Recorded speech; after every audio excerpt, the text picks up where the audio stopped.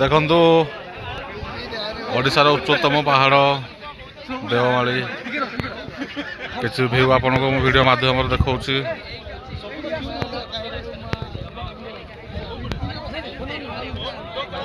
এইটা হচ্ছে সবুঠু টপ জায়গা ସମସ୍ତେ এই ଜାଗାକୁ ପ୍ରଥମେ ପସନ୍ଦ କରିଥାନ୍ତି ତେଣୁକରି ଏହାର ମଜା ନିଅନ୍ତୁ ସୁଯୋଗ ନିଅନ୍ତୁ। ବହୁତ ଭିଉ ସୁନ୍ଦର ସୁନ୍ଦର ଭିଉ ଅଛି ଏଠି। ଆପଣମାନେ ଆପଣଙ୍କର କର୍ମଜୀବନ ବ୍ୟସ୍ତବହୁଳ କର୍ମଜୀବନକୁ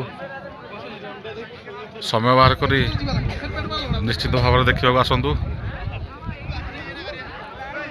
ସଂସାର କାଙ୍ଗଳ କର୍ମ ବ୍ୟାକୁଳ ହେଲେ ହେବନି, ତା ଭିତରୁ ସମୟ ବାହାର କରି ନିଶ୍ଚିତ ଭାବରେ ଏହାର ଗୋଟେ ଦେଖିବାର ସୁଯୋଗ ନିଅ, ଆନନ୍ଦ ଉଠାଅ।